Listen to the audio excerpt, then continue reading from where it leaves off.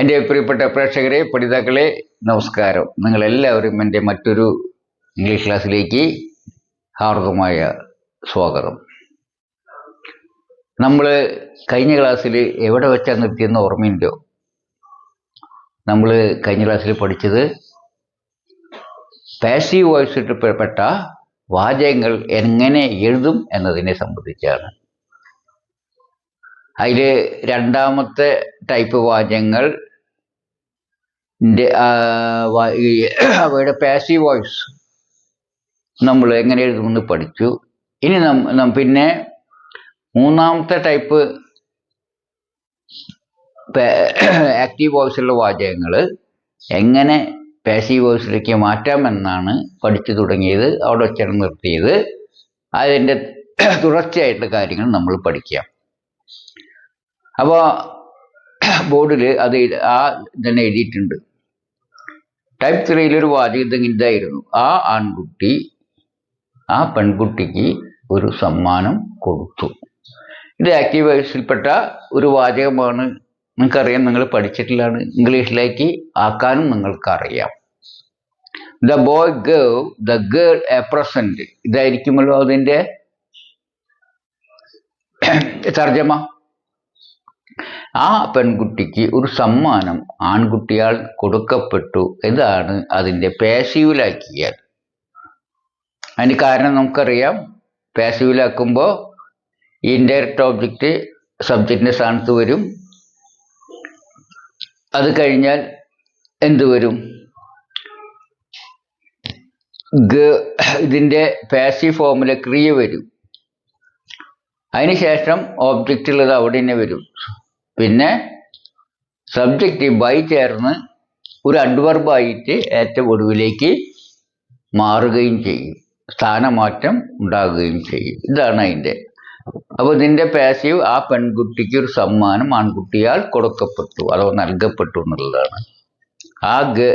The girl ആ പെൺകുട്ടിക്ക് was given നൽകപ്പെട്ടു. അത് കിട്ടിയത് ആർക്കാ? പെൺകുട്ടിക്കാണ്. ആ പെൺകുട്ടിക്ക് സമ്മാനം കിട്ടിയെന്ന് അർത്ഥം. ദ ഗേൾ വാസ് ഗിവൺ നൽകപ്പെട്ടു. എന്ത് കൊടുക്കപ്പെട്ടു? എ പ്രസന്റ് ഒരു സമ്മാനം.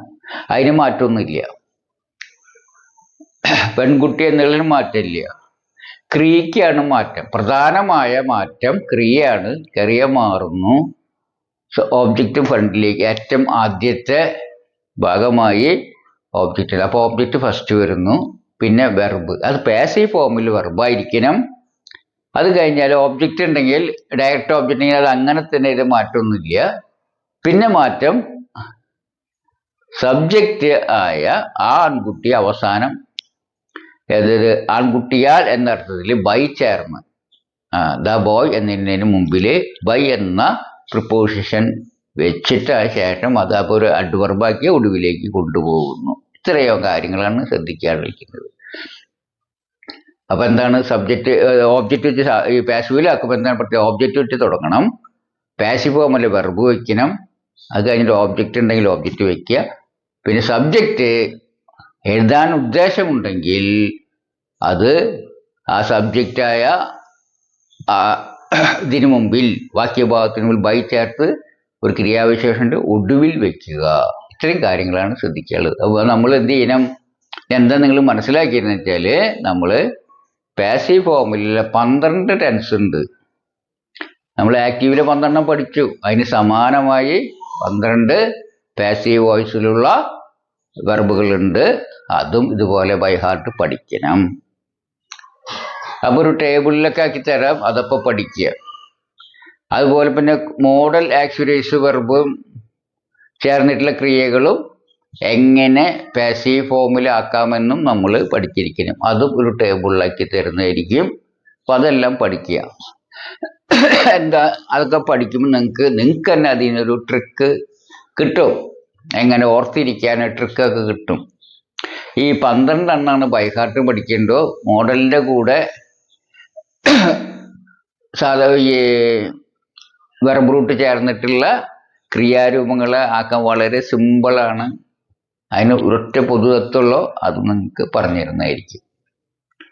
അപ്പോൾ പിന്നെ അത്രയാണ് പഠിക്കാനായിട്ട്. അപ്പോൾ ചെറിയൊരു വ്യത്യാസമുള്ളൂ. ആകെ നിങ്ങൾ ഓർത്തിരിക്കേണ്ടത് ഇത് സബ്ജക്റ്റ് വെച്ച് ആരംഭിച്ചിടത്തോടത്ത് ഓബ്ജക്റ്റ് വെച്ച് ആരംഭിക്കുക, പിന്നെ പാസീവിലെ ക്രിയ വയ്ക്കുക, പിന്നെ ഓബ്ജക്റ്റിനെ അത് വയ്ക്കുക, പിന്നെ അഡ്വർബിൾ വയ്ക്കുക. സാധാരണ സബ്ജക്റ്റ് ഇത്തരം വാചകങ്ങൾ എഴുതാറില്ല.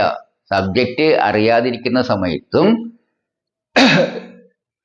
അതുപോലെ പറയാൻ പാടില്ല, പ്രതിപാദിക്കാൻ പാടില്ലാത്ത സാഹചര്യത്തിലൊക്കെയാണ് ഇങ്ങനെ എഴുതുക. സബ്ജക്റ്റൊക്കെ കിട്ടണമെങ്കിൽ എപ്പോഴും ആക്റ്റീവ് വോയിസിൽ വാചകം എഴുതിയാൽ മതി, ഒരു പ്രശ്നവുമില്ല.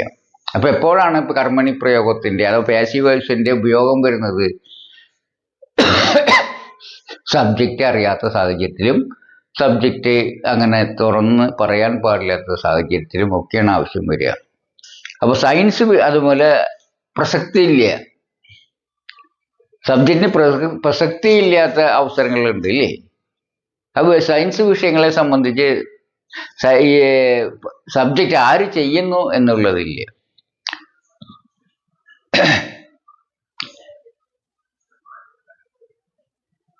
ഇപ്പോൾ വെള്ളം 100 ഡിഗ്രിയിൽ 100 ഡിഗ്രിയിലേക്ക് തിളപ്പിക്കുക, അത് 100 ഡിഗ്രിയായി തിളപ്പിക്കുക എന്നൊരു കാര്യം വിചാരിക്കുക. അതിൽ ആരാണ് തിളപ്പിക്കേണ്ടതെന്ന് പറയുന്നില്ല, ഇല്ലല്ലോ. അത് ആര് തിളപ്പിച്ചാലും അതിന് പ്രസക്തിയില്ല. അത് അധ്യാപകൻ തിളപ്പിച്ചാലും വിദ്യാർത്ഥി തിളപ്പിച്ചാലും അച്ഛൻ തിളപ്പിച്ചാലും അമ്മ തിളപ്പിച്ചാലും കുട്ടി തിളപ്പിച്ചാലും വയസ്സായവർ തിളപ്പിച്ചാലും ഒക്കെ എന്ത് തന്നെയാണ്, അത് അതിന് പ്രസക്തിയില്ല. ഏത് തിളപ്പിച്ചാലും ഒരു സംഗതി തന്നെയാണ് നടക്കുക. അപ്പോൾ അത് സയൻസ് വിഷയങ്ങൾ പറയുമ്പോൾ നമ്മൾ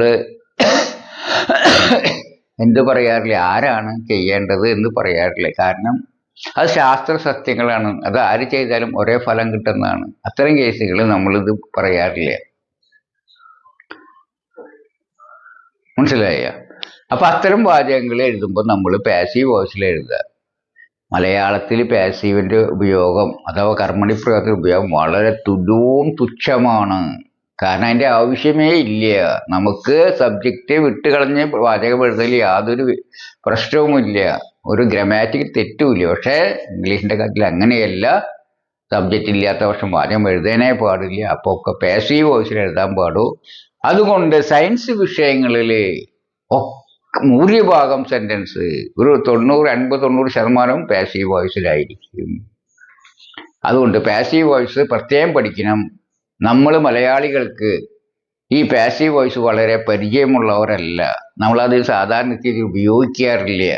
അതുകൊണ്ട് കൂടിയാണ് ഇംഗ്ലീഷ് നമുക്ക് വളരെ ബുദ്ധിമുട്ടായിട്ട് അനുഭവപ്പെടുന്നത്. കാരണം പാസീവ് വോയിസ് എന്ന പുതിയൊരു ആശയം നമ്മുടെ മനസ്സിന് ഉൾക്കൊള്ളാനായിട്ട് വളരെ പ്രയാസമുണ്ട്. സംസ്കൃതമൊക്കെ പഠിച്ചവർക്ക് അത് വളരെ സിമ്പിളായിട്ട് അറിയാം. സംസ്കൃതത്തിൽ അതിന് വളരെ പ്രാധാന്യമുണ്ട് പാസീവ് വോയിസ്. പക്ഷേ മലയാളത്തിൽ ദ്രാവിഡിയൻ ലാംഗ്വേജിന് അത്ര ഇമ്പോർട്ടൻസ് ഇല്ലാത്തതുകൊണ്ട്, പ്രാധാന്യമില്ലാത്തതുകൊണ്ട് നമുക്ക് അതിൻ്റെ ആശയം ഉൾക്കൊള്ളാൻ കുറച്ച് സമയമെടുക്കും. അത് നമ്മുടെ ബ്രെയിൻ നമ്മൾ ട്രെയിൻ ചെയ്ത് അതിനെ പരുവപ്പെടുത്തി എടുക്കണം. എന്നാലാണ് നന്നായിട്ട് ഇംഗ്ലീഷ് എഴുതാൻ കഴിയുള്ളൂ. അപ്പോൾ നമുക്ക് നോക്കുക, ഇതിൽ നമുക്ക് ഫസ്റ്റ് സെൻറ്റൻസിലേക്ക് വരാം. വേണ്ടത് വീട് കവർച്ച ചെയ്തു. വീട് കവർച്ച ചെയ്തു. അതിൽ സബ്ജക്റ്റ് ഉണ്ടാ? ഇല്ല. അപ്പോൾ എങ്ങനെ ഇത് ട്രാൻസ്ലേറ്റ് ചെയ്യും? അപ്പോൾ നമുക്ക് കവർച്ച ചെയ്തു എന്നുള്ളതിൻ്റെ ഇതറിയണം. ഇത് പാസീവ് വോയിസിൽ അപ്പോൾ എഴുതാൻ പറ്റില്ല. കാരണം എന്താ? സബ്ജക്റ്റ് അറിയില്ല. അപ്പോൾ ഓബ്ജക്റ്റ് വെച്ച് തുടങ്ങണം. ഓബ്ജക്റ്റ് എന്താ? വീട്. വീടിൻ്റെ ഇംഗ്ലീഷ് അറിയാം, ഹൗസ്. ഹൗസ്. അപ്പോൾ ഓബ്ജക്റ്റ് അറിയാം, പിന്നെ വെർബ് അറിയാം. അപ്പോൾ നമ്മളിത് എങ്ങനെ എഴുതാം? ഇതറിയാൻ സാധ്യതയിൽ പാസീവിൽ എന്തായിരിക്കും ഇതിൻ്റെ പാസീവിൻ്റെ ഒരു നിങ്ങൾക്കറിയോ? വീട് കവർച്ച ചെയ്തു എന്ന് വെച്ചാൽ വീട് കവർച്ച ചെയ്യപ്പെട്ടു എന്ന് പറയാ. വീട് കവർച്ച ചെയ്യപ്പെട്ടു എന്നുള്ളതാണ് ഇതിൻ്റെ പാസീവ് വോയിസ്. നമുക്കതൊരു സുഖമില്ല കേൾക്കുമ്പോൾ, അല്ലേ? നമുക്ക് പരിചയമില്ലാത്തത് കൊണ്ടാണ്. അതിൻ്റെ അർത്ഥം വീട് ആണ് കവർച്ച ചെയ്യപ്പെട്ടത്. അപ്പോൾ വീട് കവർച്ച ചെയ്യപ്പെട്ടു എന്ന് നമ്മൾ എഴുതണം.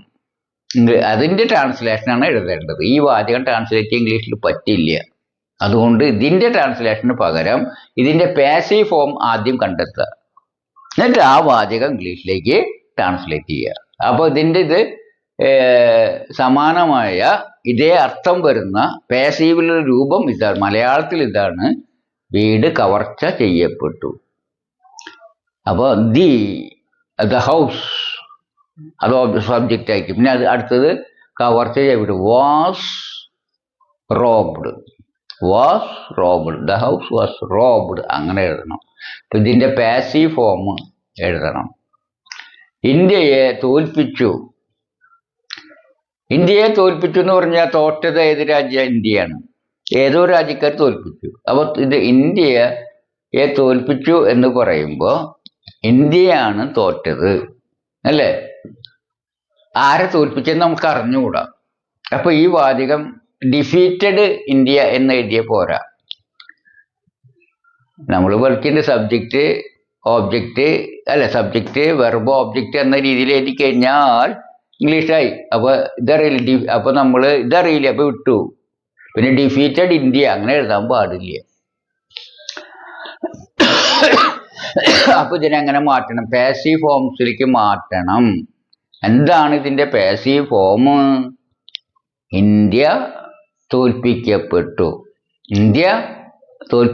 ഇപ്പൊ ഇന്ത്യ എന്ന് പറയുമ്പോൾ സബ്ജക്റ്റ് പോലെ തോന്നുന്നില്ലേ? ഇന്ത്യയെ എന്ന് പറഞ്ഞപ്പോൾ ഒരു ഓബ്ജക്റ്റ് പോലെ തോന്നുന്നു, നമുക്കറിയാം. ഇന്ത്യ എന്ന് പറയുമ്പോൾ എന്താണ് സബ്ജക്റ്റ് ആയത്? തോൽപ്പിച്ചു എന്നുള്ളത്. അപ്പൊ ഇന്ത്യ തോൽപ്പിച്ചു എന്ന് പറയുമ്പോൾ ഇന്ത്യ അങ്ങനെ പറഞ്ഞാൽ ശരിയാവും? ഇന്ത്യ തോൽപ്പിച്ചു, ഇന്ത്യ ചെയ്ത ആളല്ല. ഇന്ത്യ ജയിച്ച ആളല്ല. ഇന്ത്യ തോൽപ്പിച്ചു ഇന്ത്യ ജയിച്ചു എന്നർത്ഥം വരും, അല്ലേ? അപ്പൊ അങ്ങനെ പാടില്ല. ഇന്ത്യ തോൽപ്പിക്കപ്പെട്ടു. അപ്പൊ തോറ്റതാര? ഇന്ത്യ എന്ന് ഉറപ്പുണ്ട്. അപ്പൊ ഇതിന്റെ കർമ്മണി പ്രയോഗത്തിലെ, അഥവാ ഇംഗ്ലീഷിൽ പറയുകയാണെങ്കിൽ പാസീവ് വോയിസിലെ രൂപം എന്താണ്? മലയാളത്തിലെ കാര്യം ചോദിച്ചേട്ടാ. ഇന്ത്യ തോൽപ്പിക്കപ്പെട്ടു. അപ്പോൾ ഇത് സബ്ജക്റ്റ് ആയിട്ട് വരുന്നു ഇന്ത്യ. പിന്നെ അത് ശബ്ദത്തിന്റെ സ്ഥാനത്ത് വരുന്നു, ഓബ്ജക്റ്റ് ശബ്ദത്തിന്റെ സ്ഥാനത്ത് വരുന്നു. അതാണ് ഒന്ന് ക്ലിയർ ആയി പറഞ്ഞാൽ.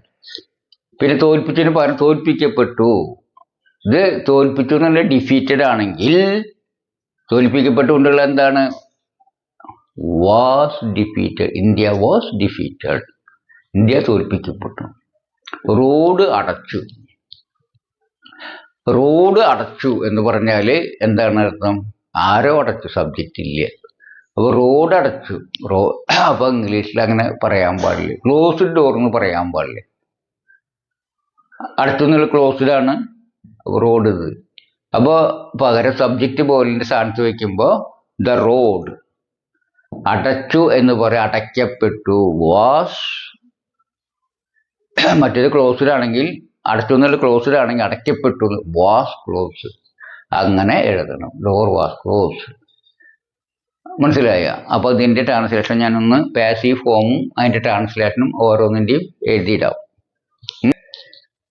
വീട് കവർച്ച ചെയ്തുള്ളതിന്റെ പാസീവ് വീട് കവർച്ച ചെയ്യപ്പെട്ടു. House was robbed. കണ്ട, റോബ്ഡ് പോയിട്ട് വാസ് റോബ്ഡായി. ഇന്ത്യയെ തോൽപ്പിച്ചെന്നുള്ളതിന്റെ പാസീവ് ഇന്ത്യ തോൽപ്പിക്കപ്പെട്ടു. ഇവിടെ തോൽപ്പിച്ചു ഡിഫീറ്റഡ് ആണെങ്കിൽ അപ്പുറത്ത് തോൽപ്പിക്കപ്പെട്ടു എന്ത്? വാസ് ഡിഫീറ്റഡ് ആണ്. റോഡ് അടച്ചത് ക്ലോസ്ഡ് ആണ്. അവിടെ റോഡ് അടയ്ക്കപ്പെട്ടു എന്നായിപ്പോൾ റോഡ് വാസ് ക്ലോസ്ഡ്. ക്ലോസ്ഡ് മാറി വാസ് ക്ലോസ്ഡ് ആയി. കണ്ട മാറ്റം? അപ്പോൾ നമ്മൾ ഇങ്ങനെയാണ് ഇത് വരിക. അപ്പോൾ സാധാരണ ഇതുപോലെ സബ്ജക്റ്റ് അറിയാത്ത ഇടങ്ങളിലാണ് നമ്മൾ പാസീവ് വോയിസിൽ ആക്കിയതിന് ശേഷമാണ് ഇംഗ്ലീഷിലേക്ക് ട്രാൻസ്ലേറ്റ് ചെയ്യേണ്ടത് എന്ന കാര്യം പ്രത്യേകം ശ്രദ്ധിക്കണം. പിന്നെ ടൈപ്പ് 3 മറ്റൊരു കാര്യമില്ല. ടൈപ്പ് 3 സെൻറ്റൻസ് ഉണ്ടല്ലോ. ടൈപ്പ് 3 സെൻറ്റൻസിൽ ഈ വേണമെങ്കിൽ നമ്മൾ ആദ്യം ഈ പെൺകുട്ടിക്ക് എന്നുള്ളതാണ് നമ്മൾ വെച്ചിട്ടാണ് ആരംഭിച്ചത്. അതായത് ഇൻഡയറക്റ്റ് ഓബ്ജക്റ്റ് ആദ്യം വെച്ചാണ് നമ്മൾ തുടങ്ങിയത്, അതായത് സബ്ജക്റ്റ് ആയിട്ട്. പക്ഷെ അതുപോലെ നമുക്കൊരു ചോദ്യം നമുക്ക് ചോദിക്കാം. ഈ 2 ഓബ്ജക്റ്റ് ഉണ്ടെങ്കിൽ ഡയറക്റ്റ് ഓബ്ജക്റ്റും വെച്ച് തുടങ്ങിക്കൂടെ എന്ന് തുടങ്ങാം, ഒരു വിരോധവും ഇല്ല. അപ്പോൾ അത് ഇവിടെ നിൽക്കും. ഏത് ഇൻഡയറക്റ്റ് ഓബ്ജക്റ്റ് അവിടെ തന്നെ നിൽക്കും. പക്ഷെ ചെറിയൊരു മാറ്റം അതിന് വരും. നമുക്ക് നോക്കാം. ആ പെൺകുട്ടിക്ക് ഒരു സമ്മാനം ആ ആൺകുട്ടിയാൽ നൽകപ്പെട്ടു എന്നുള്ളതിൻ്റെ ആ സമ്മാനം ഇപ്പുറത്തേക്ക് വരും, നെറ്റേത് അങ്ങോട്ട് പോകും. അപ്പോൾ അതാണ് വ്യത്യാസം. അത് ഇവിടെ തന്നെ വരും. അതാണ് അതിൻ്റെ പ്രധാന വ്യത്യാസം. അപ്പോൾ ഇത് ഇവിടേക്ക് വരും. ഒരു സമ്മാനം ആ പെൺകുട്ടിക്ക് ആ ഒരു സമ്മാനം ഒരു പെൺകുട്ടിക്ക് ആ ആൺകുട്ടിയാൽ നൽകപ്പെട്ടു എന്നാവും. എന്തായിരിക്കും അതിൻ്റെ ഇത്? ഒരു സമ്മാനം ആ പെൺകുട്ടിക്ക് ആ ആൺകുട്ടിയാൽ കൊടുക്കപ്പെട്ടു. ഫസ്റ്റില് സമ്മാനം വെച്ച് ആരംഭിക്കും. അപ്പോൾ അത് എങ്ങനെയാണ് നമുക്ക് നോക്കാം. അപ്പം എങ്ങനെയാവും? അങ്ങനെ മാറ്റി വരുമ്പോൾ ഒരു സമ്മാനം പെൺകുട്ടിക്ക് ആൺകുട്ടിയാൽ കൊടുക്കപ്പെട്ടു, അല്ലെങ്കിൽ പെൺകുട്ടിക്ക് ഒരു സമ്മാനം ആൺകുട്ടിയാൽ നൽകപ്പെട്ടു എന്നൊക്കെ മലയാളത്തിൽ തന്നെ വിഷയമില്ല. പക്ഷെ ഇംഗ്ലീഷിലാക്കുമ്പോൾ ഫസ്റ്റിൽ എന്ത് വയ്ക്കണം? ഗേള് മാറ്റി എന്ത് പറ്റും? പ്രസന്റ് വെച്ച് ആരംഭിക്കണം. അപ്പോൾ എ പ്രസന്റ് ഒരു സമ്മാനം എന്നുള്ളത് ഇങ്ങനെയും എ പ്രസന്റ് വാസ് ഗിവൺ. സമ്മാനം വെച്ച് ആരംഭിക്കുക എ പ്രസന്റ് ആണ് ഇതില് സബ്ജക്റ്റിന്റെ സ്ഥാനത്ത് വന്നിട്ടുള്ളത്. അതായത് ഡയറക്റ്റ് ഓബ്ജക്റ്റ് ആണ് വന്നിട്ടുള്ളത്. The direct object. അത് ഗിവൺ. ഈ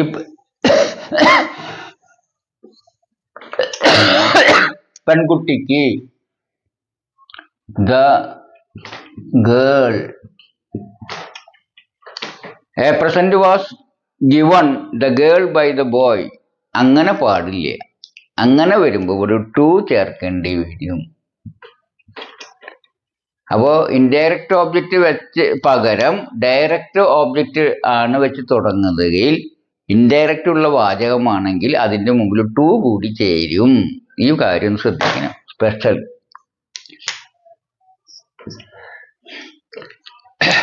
അപ്പോൾ നമ്മളിത് എന്താ മനസ്സിലാക്കി നമ്മൾ? അതായത് ഇൻഡയറക്റ്റ് ഓബ്ജക്റ്റും ഡയറക്റ്റ് ഓബ്ജക്റ്റും ഉള്ള ഒരു വാചകത്തെ പാസീവിലാക്കി ഇംഗ്ലീഷിലേക്ക് ട്രാൻസ്ലേറ്റ് ചെയ്യുമ്പോൾ നമുക്ക് ഇൻഡയറക്റ്റ് ഓബ്ജക്റ്റോ ഡയറക്റ്റ് ഓബ്ജക്റ്റോ വെച്ച് വാചകം സ്റ്റാർട്ട് ചെയ്ത് പാസീവിലേക്കാക്കാം. ഇൻഡയറക്റ്റ് ഓബ്ജക്റ്റ് ആണെങ്കിൽ മറ്റേ ഡയറക്റ്റ് ഓബ്ജക്റ്റ് ഒരു മാറ്റവും വരില്ല. എന്നാൽ ഡയറക്റ്റ് ഓബ്ജക്റ്റ് വെച്ച് തുടങ്ങുന്നതെങ്കിൽ ഇൻഡയറക്റ്റ് ഒബ്ജക്റ്റിനെ കൂടി ടു ചേർക്കണം. ഇത് പ്രത്യേകം ശ്രദ്ധിക്കുക. മനസ്സിലായ? ഈ ടു ചേർക്കണം എന്ന കാര്യം പ്രത്യേകം ശ്രദ്ധിക്കുക. ബാക്കി മാറ്റങ്ങളൊന്നും ഇല്ല. അപ്പോൾ ഇതിൽ എന്താണിത്? ഇതൊരു ഓബ്ജക്റ്റ് അല്ലേ? സബ്ജക്റ്റിൻ്റെ സ്ഥാനത്ത് ഓബ്ജക്റ്റ് വെച്ചു, പിന്നെ വെർബ് വെച്ചു, പിന്നെ ഓബ്ജക്റ്റുകളെല്ലാം ഒരു ഇത് ചേരുമ്പോൾ ഒക്കെ അഡ്വർബുകളായി മാറും. അഡ്വർബ് മാത്രമേ ഉള്ളൂ. അപ്പോൾ ഇതിന് രണ്ട് രൂപമുണ്ട്. 3 ടൈപ്പിന് ഇപ്പോൾ 2 രൂപം കണ്ടു. ഒന്ന് ആദ്യത്തെ രൂപം ഓബ്ജക്റ്റ്, വെർബ്, പിന്നെ ഓബ്ജക്റ്റ്, പിന്നെ ആ ഒരു രൂപം കണ്ടു. ഇപ്പോൾ അഡ്വർബ് ഇല്ല. രണ്ടാമത്തേലാണെങ്കിൽ എന്ത് കണ്ടു നമ്മൾ? Object, verb, adverb. അപ്പോൾ 2 തരത്തിൽ വരും. നിങ്ങൾക്ക് ക്ലിയർ എന്നുണ്ട്. എഴുതി കാണിച്ചാൽ അത് ക്ലിയർ ആവുള്ളൂ. അത് ഞാൻ എഴുതി കാണിക്കാം. അപ്പോൾ ഇതിൻ്റെ 2 രൂപമുണ്ട്. ആദ്യത്തെ രൂപം രണ്ടാമത്തെ രൂപം കണ്ടു. അപ്പോൾ ആദ്യത്തെ രൂപത്തിൽ ഞാൻ ഒരിക്കൽ പറഞ്ഞതാണ്. എന്താണ് വരിക എന്നറിയാം? ഇൻഡയറക്റ്റ് ഓബ്ജക്റ്റ് ആദ്യം വരും, വെർബ് വരും, പിന്നെ ഡയറക്റ്റ് ഓബ്ജക്റ്റ് ഒന്നും ചേർക്കാണ്ട്, പിന്നെ എന്ത് വരും? പിന്നെ ഇത് അഡ്വർബ് വരും. അങ്ങനെ 4 ഇത്. ഇതിലാണെങ്കിൽ എന്താണ് വരിക? ഈ ഡയറക്റ്റ് ഓബ്ജക്റ്റ് വെച്ച് ആരംഭിക്കുകയാണെങ്കിൽ ഡയറക്റ്റ് ഓബ്ജക്റ്റ് ആദ്യം, വെർബ് രണ്ടാമത്, പിന്നെ ടു ചേർന്നിട്ട് ഇതിനോട് കൂടി അത് ഇൻഡയറക്റ്റ് ഓബ്ജക്റ്റിനോട് ടു ചേരും. അങ്ങനെ അത് അഡ്വർബായിട്ട് മാറും. പിന്നെ അഡ്വർബ്. അപ്പോൾ ഇതിൻ്റെ ഫോം രണ്ടാമത്തെ പറയുകയാണെങ്കിൽ നമുക്കൊന്ന് എഴുതാം. സബ്ജക്റ്റ്, പിന്നെ എന്താ വരിക? വെർബ്. സബ്ജക്റ്റ് അല്ല, ഓബ്ജക്റ്റ്,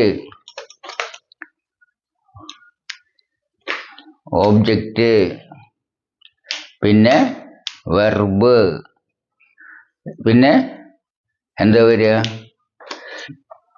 ഇത് ഓബ്ജക്റ്റ് അല്ല, ഇത് അഡ്വർബായി. ഇത് അഡ്വർബായി മാറി അല്ലേ? എങ്ങനെ? ടു ചേർന്നിട്ട് അഡ്വർബായി. മനസ്സിലായ? അഡ്വർബ്. പിന്നെ ബൈ ചേർന്നിട്ട് മറ്റൊരു അഡ്വർബ്. ബൈ ചേർന്ന് ഉണ്ടാകുന്ന അഡ്വർബ്.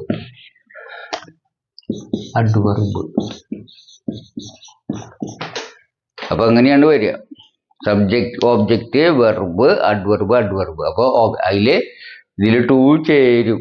അങ്ങനെയാണ് അഡ്വർബായി മാറുന്നത്. അപ്പൊ അതില് ഓബ്ജക്റ്റ്, വെർബ്, അഡ്വർബ് എന്ന ഒരു പാറ്റേൺ ആയിരിക്കും ഉണ്ടായിരിക്കുക.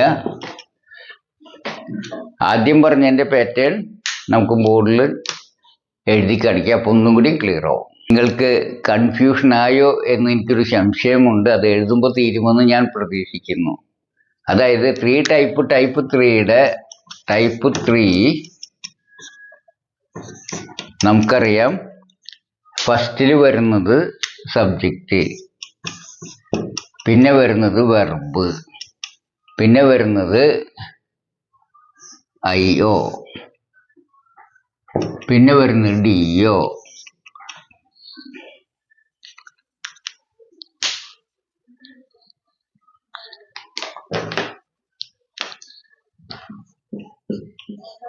അഡ്വർബിയൽസ്. ഇങ്ങനെയാണ് വരിക.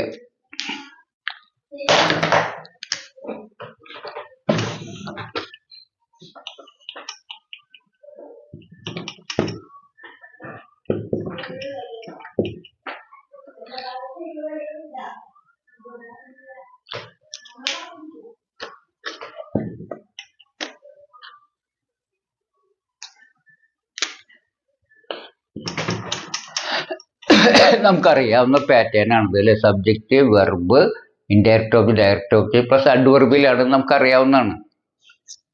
ഇത് ആക്റ്റീവ് വോയിസിലാണ് ഇതുള്ളത്. അത് നമുക്കറിയാം അല്ലേ? ഇനി ഇത് പാസീവ് വോയിസിലാണെന്ന് വിചാരിക്കുക. ഇത് പാസീവ് വോയിസിൽ ഇത് 2 ടൈപ്പ് ഉണ്ട്.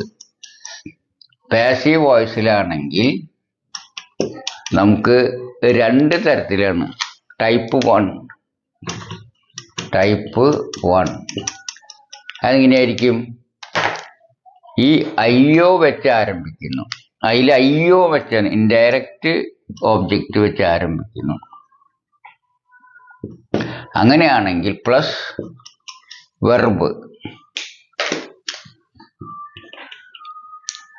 അപ്പോൾ വരുന്നത് വേറൊന്നുമില്ല, ഈ ഡിഒ തന്നെയാണ് വരിക. ഒന്നാമത് അറിയാനായിട്ട് ഇത് പി വിന്ന് എഴുതാം, പാസീവ് വെർബ് കേട്ടോ. ഇത് എ വിന്ന് എഴുതും, ആക്റ്റീവ് വെർബ്. ഒന്ന് ചെറിയ വ്യത്യാസം മനസ്സിലാക്കുക. പ്ലസ് അഡ്വർബിയൽസ് എന്നാണ് നമ്മൾ കണ്ടത്.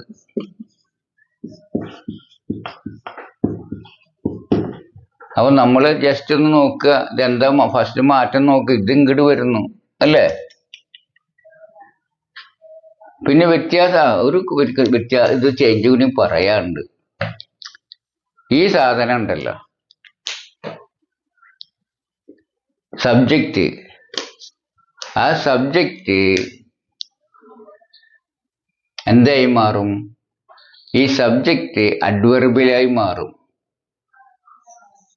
ബൈ എസ് ആവും, ബൈ കൂടി ചേർന്നാവും.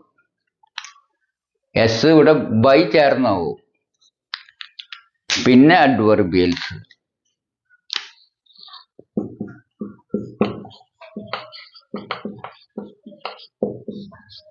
അപ്പൊ ഇത് അഡ്വർബ് തന്നെയാണ് കേട്ടോ. ഇതും അഡ്വർബ് തന്നെയാണ്. പക്ഷെ ഞാൻ അറിയാനായിട്ട്, അപ്പോ സബ്ജക്റ്റ് ന്റെ സ്ഥാനത്ത് IO plus V plus DO plus S, സബ്ജക്റ്റിന്റെ മുമ്പിൽ ഒരു ബൈ വരും. അതങ്ങനെ അഡ്വർബായി മാറും. അങ്ങനെ അഡ്വർബിയൽസ്. ഇങ്ങനെയാണ് ഇതിന്റെ ഓർഡർ വരിക. ഇനി രണ്ടാമത്തെ ടൈപ്പിലേക്ക്, ടൈപ്പ് 2ലേക്ക് കിടക്കുകയാണെങ്കിൽ ടൈപ്പ് 2ലേക്ക് വരുമ്പോൾ എങ്ങനെ വരും ഇത്? നമ്മളിപ്പോൾ DO വെച്ച് തുടങ്ങാൻ വിചാരിക്കുക. അങ്ങനെയാണെങ്കിൽ DO ആദ്യം വരും, പ്ലസ് വി തന്നെ. ഏത് വി? പാസീവിലെ ഇത്. പിന്നെ ഈ അപ്പൊ IO ഇവിടെ തന്നെയല്ലേ, IOക്ക് ഒരു മാറ്റം വരും. IOക്ക് വരുന്ന മാറ്റം എന്താണ്? പ്ലസ് IOന്റെ മുമ്പിൽ ഒരു 2 വരും. 2 പ്ലസ് IO. മനസ്സിലായ? 2 പ്ലസ് IO വന്നു കഴിഞ്ഞാൽ അതെന്തായി മാറും? അതൊരു അഡ്വർബാവും. പിന്നെ നമുക്ക് സബ്ജക്റ്റ് ആയിട്ടുള്ളത് എവിടേക്ക് വരും? അതും ബൈ വെച്ച് അപ്പുറത്തേക്ക് വരും.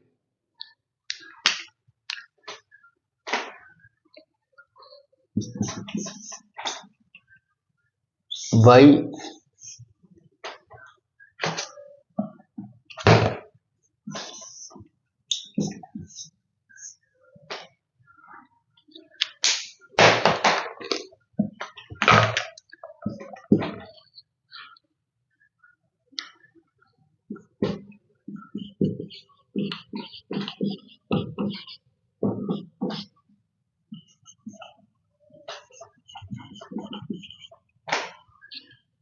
അപ്പൊ എന്താണ്? നിങ്ങൾക്ക് മനസ്സിലായല്ലോ? ടൈപ്പ് 2ല് DO വെച്ച് ആരംഭിക്കും വെർബ്. അതുപോലെ തന്നെ ഇതിലെ IOന്റെ കൂടെ IOന്റെ 2 വരും. പിന്നെ സബ്ജക്റ്റ് അപ്പുറത്തേക്ക് വരും, അവിടെ ഒരു S അതിന് മുമ്പിൽ വരും. ബൈ അല്ല, എസിന്റെ അതായത് സബ്ജക്റ്റിന് മുമ്പിൽ ഒരു ബൈ വരും. അത് കഴിഞ്ഞാൽ അഡ്വർബിയിൽ. അപ്പോൾ ഇതിൽ ഒബ്ജക്റ്റ്, ഡയറക്റ്റ് ഒബ്ജക്റ്റ്, വെർബ്, പിന്നെ അഡ്വർബുകളാണ്. ഒരു അഡ്വർബ് ഉണ്ടാവുന്നത് ഇൻഡയറക്റ്റ് ഒബ്ജക്റ്റിന്റെ മുമ്പിൽ 2 വന്നിട്ടും, മറ്റൊരു അഡ്വർബ് ഉണ്ടാവുന്നത് സബ്ജക്റ്റിന് മുമ്പിൽ ബൈ വന്നിട്ടും. പിന്നൊക്കെ മുമ്പ് പതിവ് പോലെ തന്നെ എഴുതുക. ഇതാണ് ഓർഡർ. അതൊന്ന് മനസ്സിലാക്കിയിരുന്നാൽ മതി. കുറെ വാചകങ്ങളൊക്കെ എഴുതി പഠിക്കുമ്പോൾ നിങ്ങൾക്ക് അത് പിടി കിട്ടും. പിന്നെ മാത്രമല്ല, ടൈപ്പ് 3യുടെ പാസീവ് വളരെ കുറവാണ് സാധ്യതയുള്ളത്. വളരെ ഈ വാചകം തന്നെ വളരെ കുറവാണ്. അതുകൊണ്ട് അത്രയും ഇതൊന്നും നോക്കില്ല. എങ്കിലും ഇത് കുറച്ച് തന്നെ എഴുതി പഠിക്കാനായിട്ട് അഭ്യാസങ്ങൾ തരാം. അപ്പോൾ അത് എഴുതി പഠിച്ച് കുറച്ച് ഞങ്ങൾ ചെയ്ത് കാണിച്ചും തരാം. പിന്നെ കുറച്ചെണ്ണം നിങ്ങൾ അഭ്യാസമായിട്ട് എഴുതി പഠിക്കുകയും ചെയ്യുക. രണ്ടും കൂടി ആകുമ്പോൾ നിങ്ങൾക്ക് അതിന് ഒന്ന് നല്ല ഒരു പിടി കിട്ടും. ഓക്കെ, അപ്പോൾ നമുക്കിനി അടുത്ത ക്ലാസ്സിൽ കുറച്ച് കാര്യങ്ങളും പഠിക്കാം എന്ന് വിചാരിക്കുന്നു. നമുക്ക് ഇപ്പോൾ ഈ ക്ലാസ് തൽക്കാലം നിർത്താം. നമുക്ക് അടുത്ത ക്ലാസ്സിൽ കാണാം. അതുവരേക്ക് വിട. നന്ദി, നമസ്കാരം, ബൈ.